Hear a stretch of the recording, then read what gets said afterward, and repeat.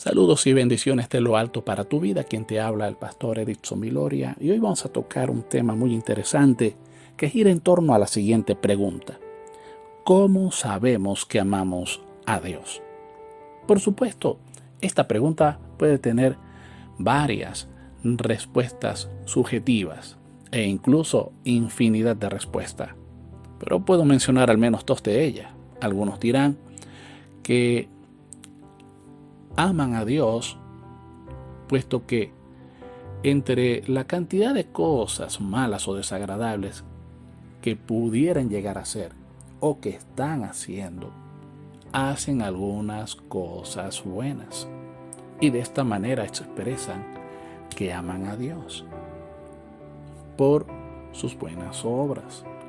Otros pudieran decir, bueno, yo sé que amo a Dios porque noto de Él que Él me complace en todo lo que yo deseo. Aún así, si lo que deseo no va en consonancia o no es consustancial con la esencia de Dios mismo. Así, si lo que yo deseo no es congruente a su naturaleza.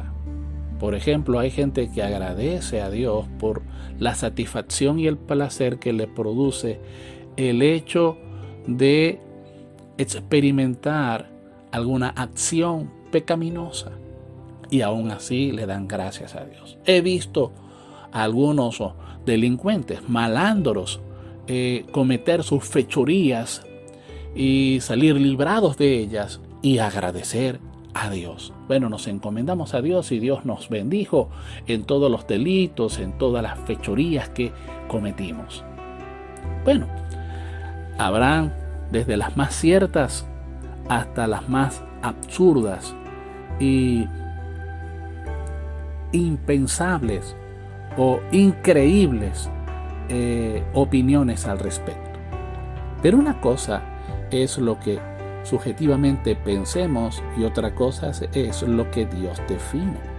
Y aquí nos vamos a detener para leer 1 de Juan capítulo 5 versículo 1.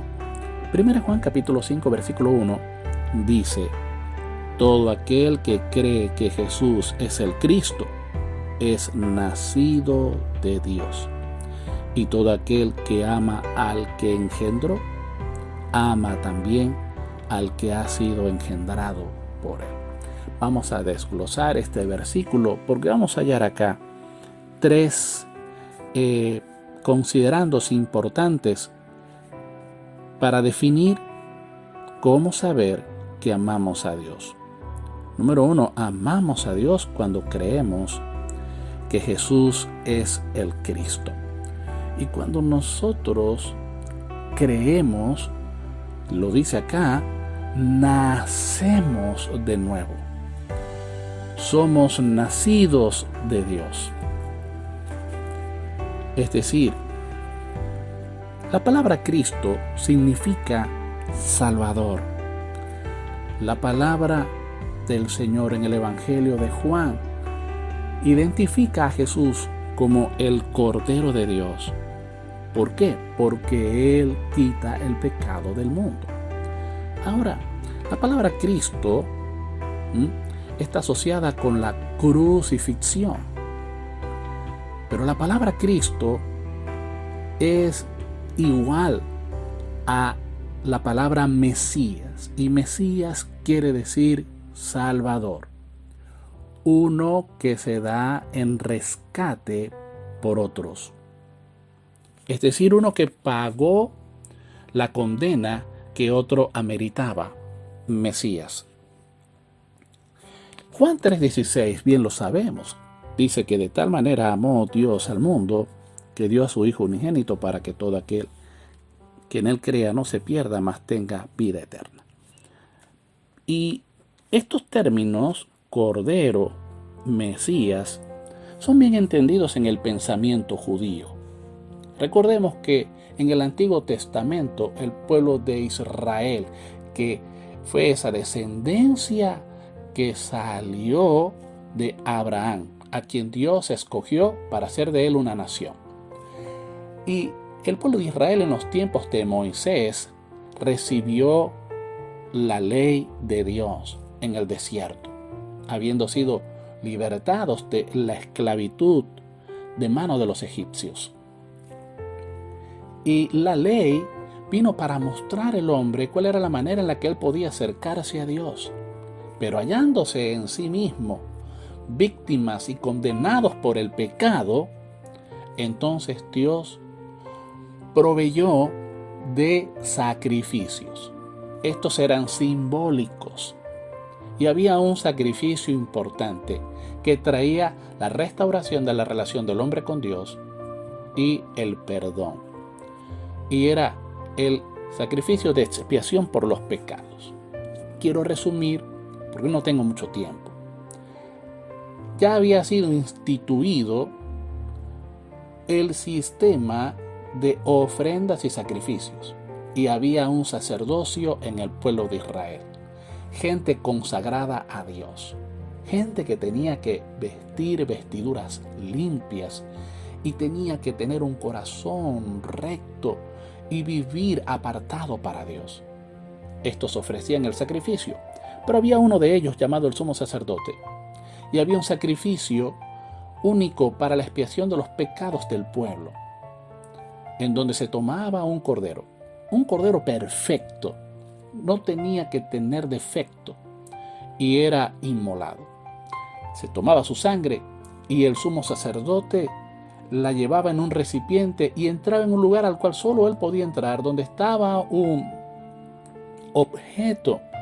Ese objeto simbolizaba la presencia de Dios, llamado el arca del pacto. Era como una caja de madera, y la tapa de esa caja era el propiciatorio. Sobre ella debía derramarse la sangre.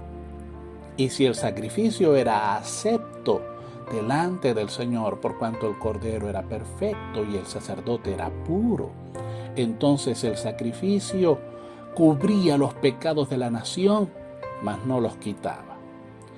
Cuando Juan en el Evangelio, en los primeros capítulos, comienza a anunciar: he aquí el Cordero de Dios, está hablando a las mentes de los judíos. Él está diciendo: Dios ha enviado a aquel que quitará el pecado que estorba nuestra relación con Dios. Hablando de Jesucristo. Así que Jesucristo es nuestro Salvador. Primera de Juan, capítulo 4, versículo 9, dice: en esto se mostró el amor de Dios para con nosotros, en que Dios envió a su Hijo unigénito al mundo para que vivamos por Él.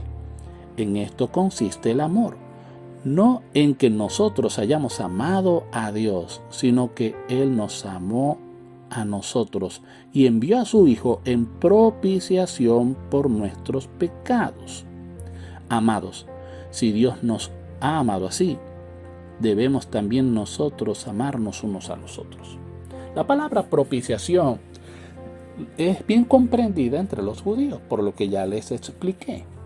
Significa alguien que paga la deuda.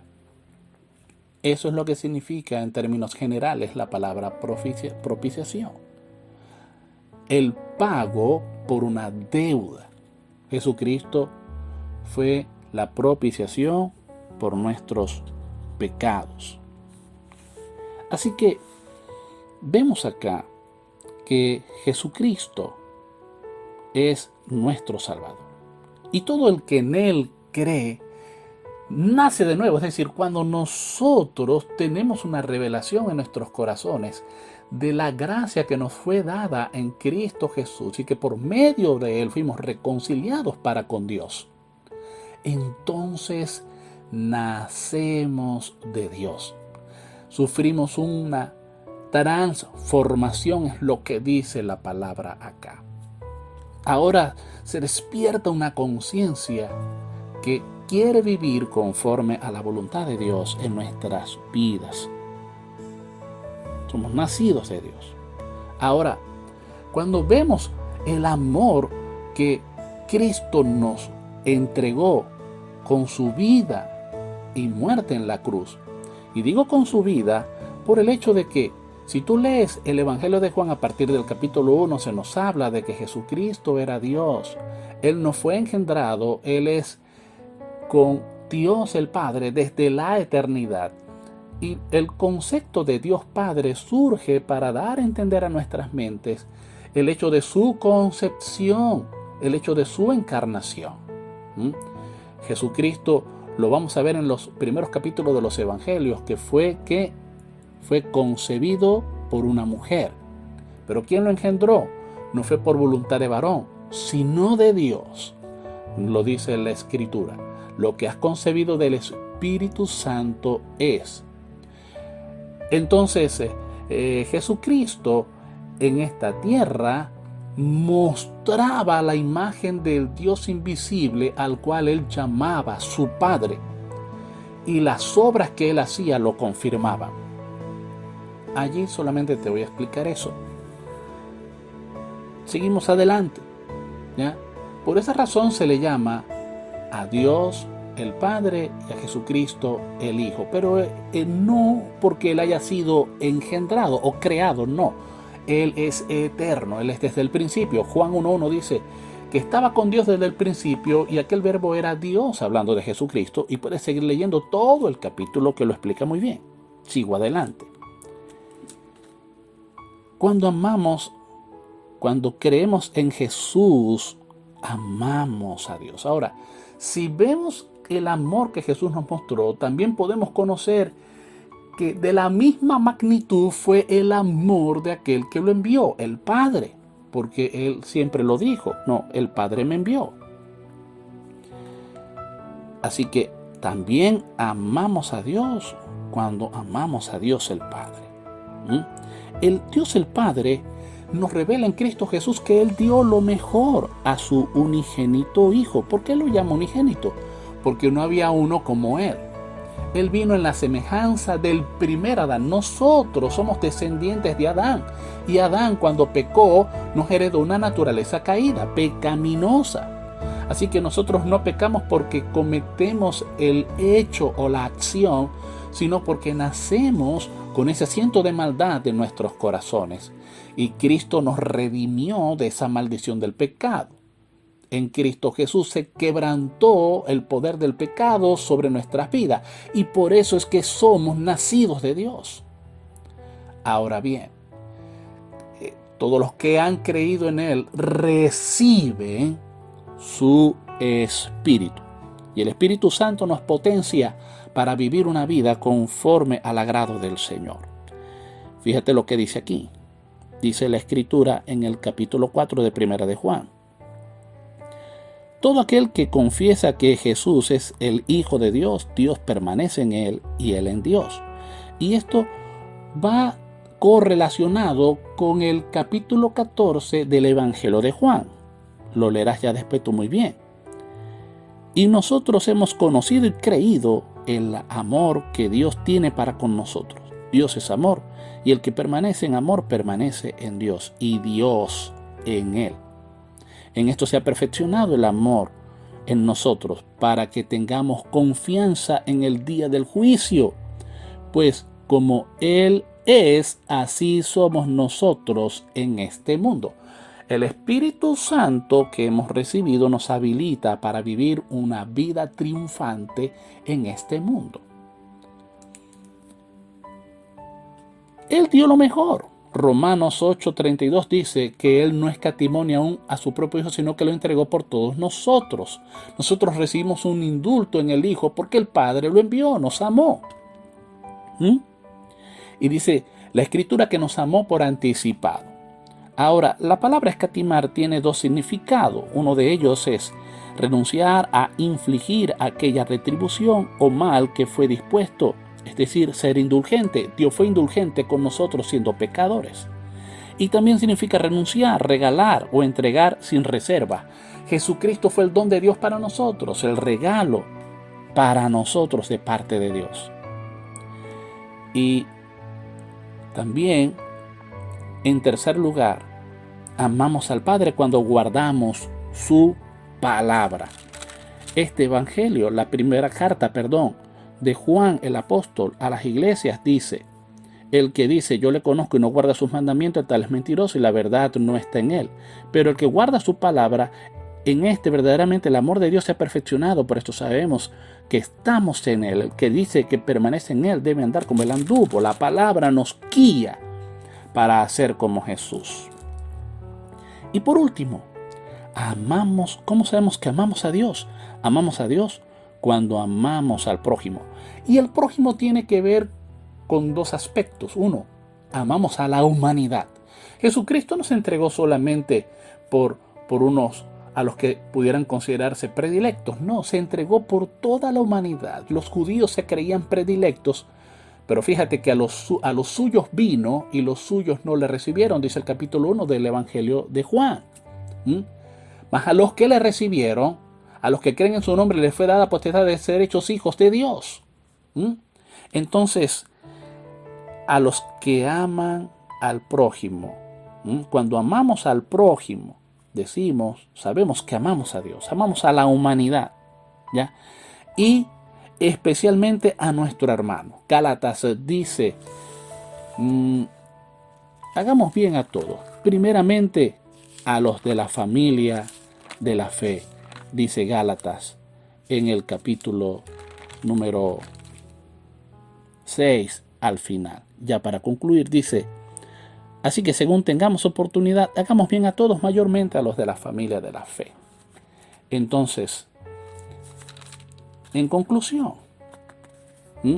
¿cómo sabemos que amamos a Dios? Cuando hemos creído que Jesucristo es nuestro Salvador.